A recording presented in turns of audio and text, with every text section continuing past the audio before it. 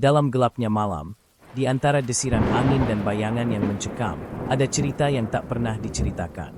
Kau telah memasuki bisikan malam, sebuah dunia di mana fakta dan misteri bertemu, dan ketakutan menjadi teman setiamu.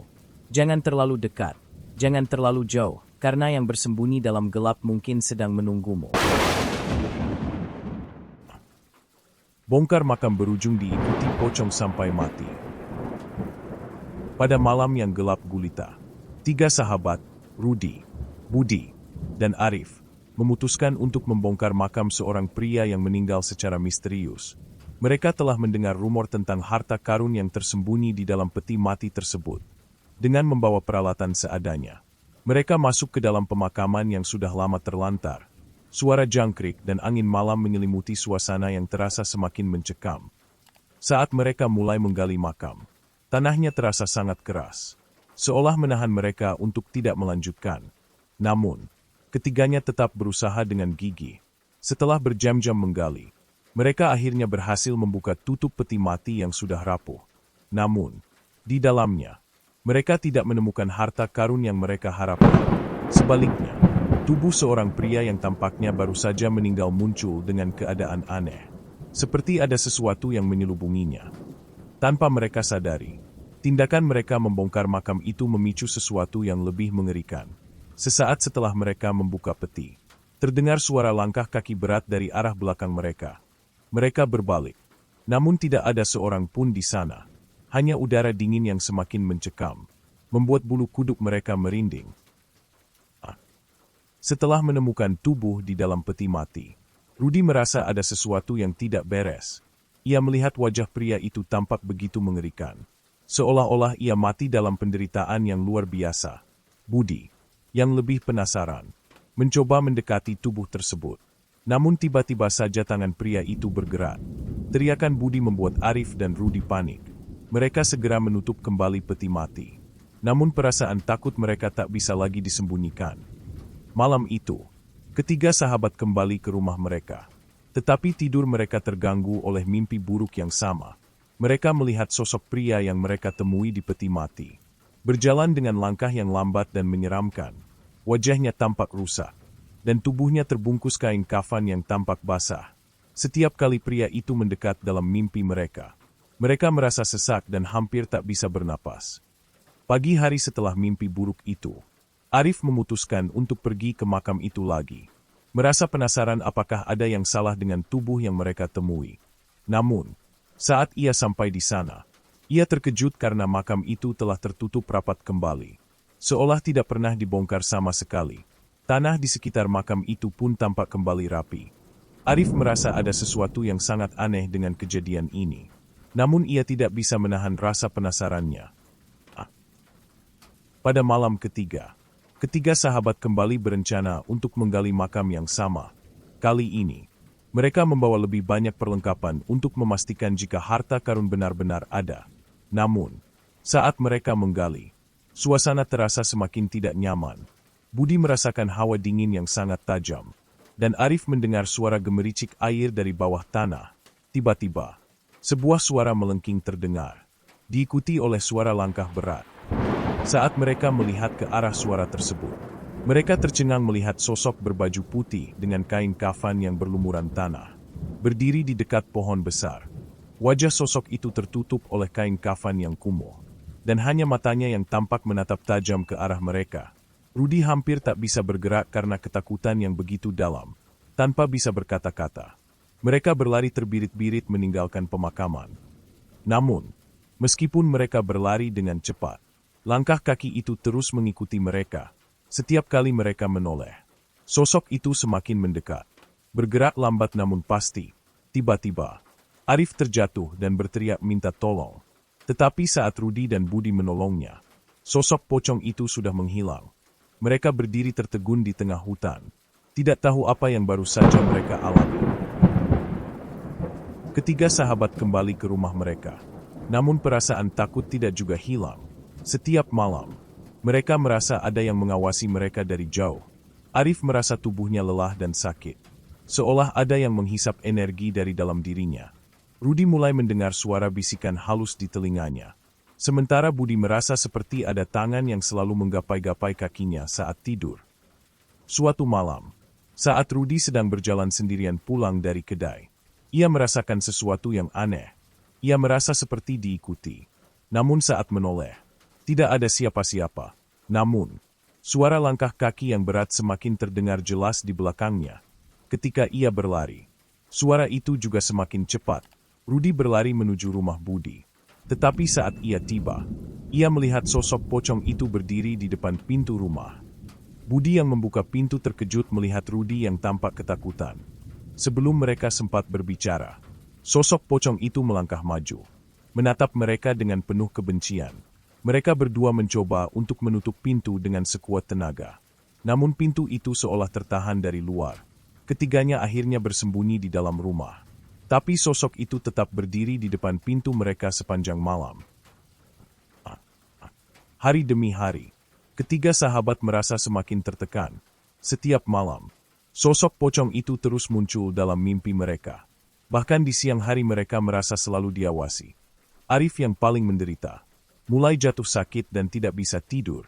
Tubuhnya semakin lemah, dan ia merasa ada sesuatu yang menempel pada dirinya. Seperti energi jahat yang terus menghisap hidupnya. Ia tak bisa menjelaskan apa yang terjadi. Rudi dan Budi berusaha untuk mencari solusi. Bahkan mencoba mendatangi beberapa orang pintar yang mereka dengar bisa mengusir roh jahat. Namun, setiap kali mereka berusaha, sosok pocong itu semakin mendekat. Seperti menyadari bahwa mereka berusaha melawan. Mereka merasa tidak ada tempat yang aman. Pada suatu malam, saat mereka sedang berkumpul di rumah Budi, ketiganya mendengar suara ketukan keras di pintu. Ketika Budi membuka pintu, ia melihat sosok pocong berdiri di depan mereka. Namun kali ini, sosok itu berbicara dengan suara serak. Kalian telah membangkitkan kemarahan yang tak bisa dimaafkan. Suara itu menggelegar. Tiba-tiba, sosok pocong itu melangkah maju. Dan mereka bisa merasakan hawa dingin yang menusuk tulang mereka. Mereka mulai menyadari bahwa mereka tidak akan bisa melarikan diri dari teror ini. Lanjutan episode Juni 20 akan mengungkapkan serangkaian kejadian mengerikan yang semakin mencekam kehidupan mereka. Hingga akhirnya satu persatu dari mereka menghadapi nasib yang tragis. Sosok pocong yang mereka bangkitkan terus mengejar mereka sampai akhir, menuntut pembalasan yang mengerikan. Setelah mendengar suara serak dari sosok pocong, ketiga sahabat berusaha mencari cara untuk menenangkan diri. Namun, malam itu, Arif merasa tubuhnya semakin lemah. Di tengah tidur, ia merasakan ada sesuatu yang menarik dirinya. Dan ketika ia membuka mata, ia melihat sosok pocong itu berdiri di samping tempat tidurnya. Rudi dan Budi yang tidur terpisah mendengar suara teriakan Arif. Namun saat mereka masuk ke kamar, Arif sudah tidak ada lagi. Mereka panik, mencari Arif di seluruh rumah. Namun tidak menemukan jejaknya. Mereka berpindah keluar rumah. Dan di halaman belakang, mereka menemukan tubuh Arif tergeletak di bawah pohon besar, dengan wajah yang mengerikan, seperti ditarik dari alam lain. Sebelum mereka sempat memeriksa lebih jauh, sosok pocong itu muncul kembali di hadapan mereka, berdiri dengan menatap tajam. Suara bisikannya terdengar, "Kalian yang berikutnya." Budi dan Rudi yang semakin ketakutan berlari meninggalkan rumah. Namun sosok pocong itu terus mengikuti mereka. Tak peduli seberapa cepat mereka berlari, langkah kaki itu seolah selalu ada di belakang mereka. Dalam keadaan kelelahan dan panik, mereka sadar bahwa kabur bukanlah solusi. Budi dan Rudi memutuskan untuk pergi ke desa terdekat dan mencari bantuan. Mereka menemui seorang dukun yang terkenal karena kemampuannya dalam menangani hal-hal gaib. Dukun itu memberitahu mereka bahwa mereka telah membangkitkan arwah yang sangat kuat dan marah, yang tidak akan berhenti sampai semua orang yang terlibat dalam pembongkaran makam dihukum. Dukun itu memberi mereka ramuan untuk mengusir roh tersebut. Namun dengan peringatan bahwa hanya ada sedikit harapan untuk melarikan diri dari kemarahan pocong itu. Saat Rudi dan Budi kembali ke rumah Budi untuk mempersiapkan ramuan tersebut, mereka mulai merasakan perubahan dalam diri mereka. Rudi sering melihat bayangan hitam yang bergerak di sudut matanya. Sementara Budi merasa semakin cemas dan takut. Malam harinya, mereka mulai merasakan ada sesuatu yang mengikuti mereka kemanapun mereka pergi. Ketika Budi menoleh, Sosok pocong itu sudah berdiri di belakang mereka, menghadap dengan mata yang tajam, berkilau merah seperti api. Sosok itu berbisik lagi, "Tak ada yang bisa menyelamatkanmu." Ketika mereka merasa tidak ada lagi jalan keluar, Budi dan Rudi mencoba mencari pemakaman lainnya untuk menemukan petunjuk lebih lanjut tentang sosok pocong yang mereka bangkitkan.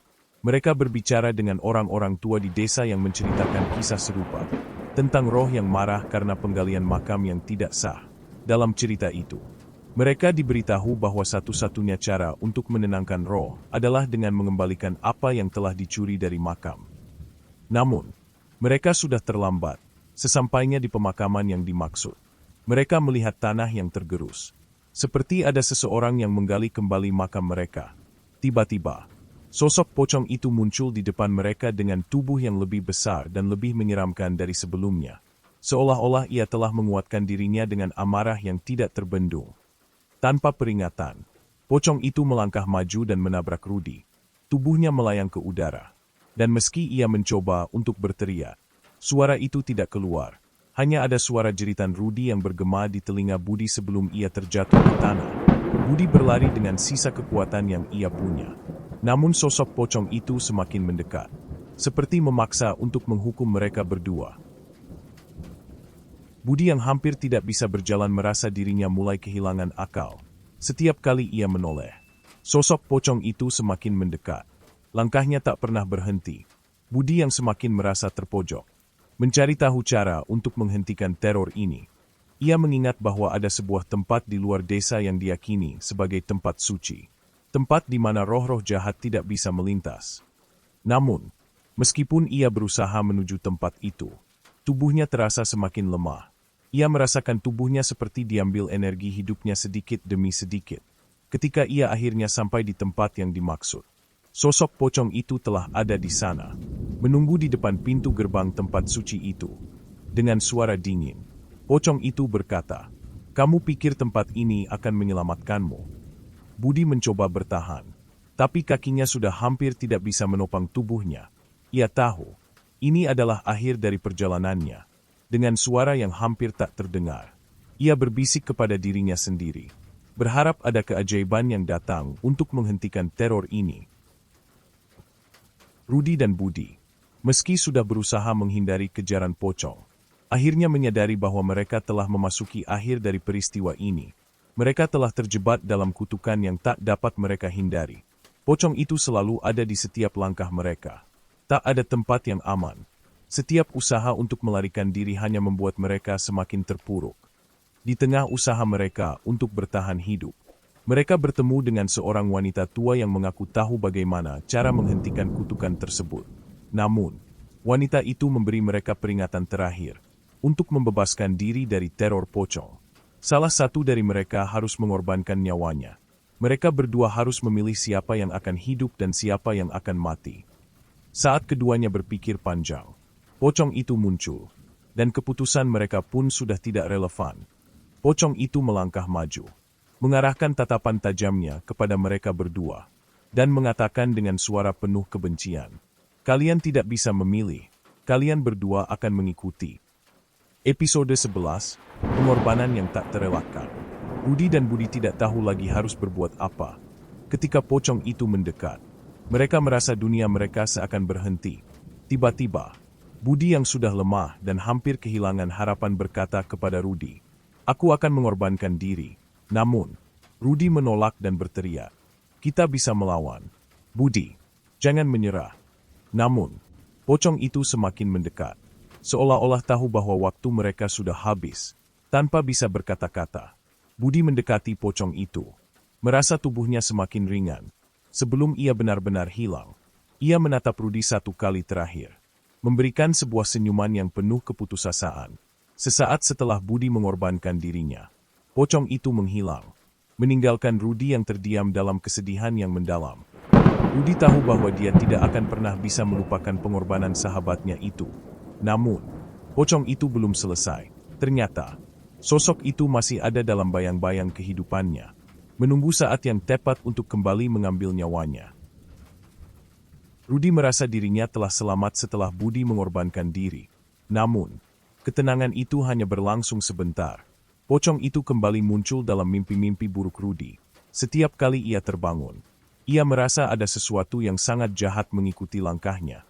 Rudy merasa semakin terisolasi, seolah tidak ada jalan keluar dari teror ini. Rudy mencoba kembali ke desa tempat mereka dulu menggali makam, berharap ada seseorang yang bisa menjelaskan lebih lanjut tentang kutukan yang mereka hadapi. Namun, setiap kali ia mendekati desa itu, ia merasa tubuhnya semakin lemah, seperti ada sesuatu yang menarik kekuatan hidupnya. Orang-orang di desa itu menjauh darinya, seolah takut dengan keberadaannya. Ketika Rudy berusaha berbalik untuk pulang, ia tiba-tiba melihat sosok pocong itu berdiri di depan jalan yang ia lalui, dengan wajah yang penuh amarah. Pocong itu bergerak mendekat, dan Rudy tahu bahwa ia tidak akan bisa melarikan diri lagi. Rudy merasa terperangkap dalam teror yang tak kunjung berakhir. Ia tahu bahwa sosok pocong itu tidak akan membiarkannya hidup dengan tenang. Setiap langkah yang diambilnya seolah terhitung mundur menuju kematian. Dalam keputusasaan, ia kembali mencari bantuan dari dukun yang dulu memberi petunjuk. Namun sang dukun sudah lama menghilang. Tidak ada lagi yang bisa memberinya harapan. Pada malam yang gelap, Rudy kembali ke rumah tempat mereka pertama kali menggali makam. Ia merasa aneh. Seakan ada suara yang memanggilnya. Saat melangkah masuk, ia melihat bayangan Budi yang berdiri di dalam rumah. Wajahnya pucat dan penuh kecemasan. "Jangan lanjutkan," kata Budi dengan suara serak. Namun Rudy merasa itu bukan Budi yang sebenarnya. Tiba-tiba, sosok pocong itu muncul di depan Rudy, menghentikan langkahnya. "Terlambat," bisik pocong itu dengan suara yang menggetarkan. Rudy ingin berlari, tetapi tubuhnya seakan tak bisa bergerak. Semua rasa takut yang ia tahan selama ini akhirnya membawanya pada titik akhir. Setiap malam, Rudy merasakan mimpi buruk yang semakin mencekam. Sosok pocong itu selalu hadir, menuntut balas atas apa yang telah mereka lakukan. Rudy mencoba mencari cara untuk melawan. Namun setiap usaha yang ia lakukan malah membuat pocong itu semakin kuat. Seringkali ia merasa tubuhnya seperti terkikis oleh energi gelap yang tak bisa ia hindari. Pada suatu malam, Rudy pergi ke tempat pemakaman untuk mencoba menggali lagi makam Budi, berharap bahwa dengan menempatkan kembali tubuh sahabatnya di makamnya, kutukan ini bisa berakhir. Namun, ketika ia menggali tanah di sekitar makam, ia menemukan sesuatu yang jauh lebih mengerikan, sebuah benda kuno yang bercahaya merah. Begitu ia menyentuh benda itu, suara jeritan mengerikan memenuhi udara. Rudy segera mundur. Namun pocong itu muncul dengan tubuh yang lebih besar dan lebih menakutkan. "Kamu tidak akan bisa mengubah nasib." Suara pocong itu menggema di seluruh desa. Dengan langkah cepat, pocong itu mulai mengelilingi Rudy, menunggu saat yang tepat untuk menuntut balas. Seiring berjalannya waktu, Rudy semakin merasa kehilangan segalanya. Teman-teman, keluarga, dan semua orang yang ia cintai mulai menjauh darinya, terpengaruh oleh aura gelap yang mengelilinginya. Setiap malam, pocong itu terus mengikutinya, menyiksa dan mengingatkan Rudy bahwa tak ada tempat aman bagi dirinya. Sosok itu menyusup ke dalam mimpinya, menjadikannya lebih nyata daripada kenyataan. Di tengah keputusasaan, Rudy pergi ke puncak bukit untuk mencari kedamaian. Ia duduk di sana, merasa bahwa hidupnya tidak ada artinya lagi. Namun, saat malam tiba, pocong itu berdiri di hadapannya, lebih menakutkan dari sebelumnya. "Kamu harus membayar," kata pocong itu dengan suara serak, mengeluarkan aura yang mematikan. Rudy yang semakin lemah berusaha bertahan, namun ia tahu bahwa waktunya sudah habis. Tubuhnya terasa semakin kosong. Tak ada lagi yang bisa ia lakukan untuk menghentikan kehadiran pocong itu. Ia hanya bisa menunggu saat terakhir, di mana ia akan diambil oleh roh yang sangat marah itu. Hari demi hari, Rudy merasa dirinya semakin terpisah dari dunia yang dulu ia kenal. Setiap kali ia mencoba untuk kembali ke kehidupannya yang biasa, pocong itu selalu hadir, menghentikan segala usaha dan harapan. Rudy menjadi bayangan dari dirinya sendiri, seorang pria yang hidup dalam ketakutan dan kesendirian. Pada suatu malam yang sangat gelap, Rudy merasa dirinya semakin lelah. Ia pergi ke pemakaman untuk mencari jawaban terakhir, berharap dapat menemukan cara untuk mengakhiri kutukan ini. Di sana, ia menggali lagi makam yang telah dibongkar. Namun kali ini, Tanah itu tidak menutupi apapun. Semuanya hilang. Seakan tanah itu menelan semua jejak mereka. Pocong itu muncul di hadapannya dengan tatapan penuh kebencian. Kamu tidak bisa lari. Bisik pocong itu dengan suara yang mengerikan. Rudi merasa tubuhnya semakin kering. Nyawanya semakin tergerus. Dengan satu langkah terakhir, pocong itu meraih tubuhnya, menariknya masuk ke dalam kegelapan. Rudi yang kini terperangkap dalam dunia lain, merasakan dirinya semakin tak berdaya. Ia berada di antara dunia hidup dan mati. Seperti terjebak dalam ruang kosong yang tak terdefinisi. Semua yang ia kenal, teman-teman, keluarga, tidak lagi ada. Hanya ada sosok pocong itu, yang kini menjadi satu-satunya makhluk yang ada di sekitarnya. Sosok pocong itu mendekat dengan langkah yang lambat namun pasti. Seolah ingin memberi Rudi waktu untuk berpikir. Kamu tahu, Rudi, hidupmu tidak akan pernah kembali seperti dulu, kata pocong itu dengan suara yang penuh kebencian. Kau telah mengganggu kedamaian ini, dan kini kamu akan menghabiskan selamanya dalam kegelapan. Rudi mencoba untuk berbicara, berharap ada jalan keluar. Tetapi suara pocong itu membungkam setiap kata yang ingin ia ucapkan. Ia hanya bisa merasakan tubuhnya semakin kosong. Seolah ruhnya telah sepenuhnya diambil oleh sosok yang mengerikan ini. Di dalam kegelapan yang pekat, Rudi merasa dirinya semakin tenggelam dalam kekosongan. Sosok pocong itu terus mengelilinginya, menghampiri dengan langkah yang semakin mendekat. Setiap detik yang berlalu, Rudi merasa nyawanya semakin tergerus. Seolah waktunya benar-benar habis. Ia kini mengerti bahwa tidak ada lagi kesempatan untuk kabur atau melawan. Namun, meskipun segala usaha untuk bertahan telah gagal, Rudi merasa ada sesuatu yang mulai berubah dalam dirinya. Sosok pocong itu tampaknya mulai menunjukkan kelelahan. Seolah kekuatan jahat yang selama ini mengikutinya semakin lemah. Rudi, meski tak tahu bagaimana, mulai merasakan sebuah kekuatan dalam dirinya yang belum pernah ada sebelumnya. Dalam keadaan yang hampir tak berdaya, Rudi berusaha mengumpulkan sisa-sisa kekuatannya untuk berteriak. Teriakan itu, yang penuh dengan keputusasaan dan kemarahan, menggema di dalam kegelapan. Tiba-tiba, sosok pocong itu terhenti, mundur sejenak, seolah terkejut dengan reaksi yang tak terduga ini. Dengan sisa tenaga yang ada, Rudi memutuskan untuk melawan. Meskipun ia tahu itu adalah pertaruhan terakhir, ia menggunakan semua kekuatan yang ia miliki untuk melawan cengkeraman pocong itu, berusaha mematahkan kutukan yang menjeratnya. Tiba-tiba, pocong itu melepaskan pegangan, terjatuh ke tanah, dan Rudi merasa tubuhnya kembali memperoleh kekuatan. Namun, kemenangan ini hanya sesaat. Pocong itu bangkit dengan marah. Tubuhnya semakin besar dan semakin mengerikan, dalam benturan kekuatan yang dahsyat. Rudi akhirnya menyadari bahwa untuk mengakhiri kutukan ini, ia harus mengorbankan segalanya. Dalam satu keputusan terakhir, ia memutuskan untuk berlari menuju sumber dari segala kutukan ini. Saat ia tiba di tempat yang gelap itu, sosok pocong itu mengikutinya. Namun kali ini, Rudi merasa siap untuk mengakhiri semua ini sekali dan untuk selamanya.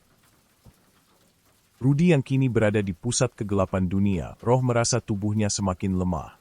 Sosok pocong itu mengejarnya dengan langkah-langkah yang pasti. Setiap detik terasa seperti berabad-abad.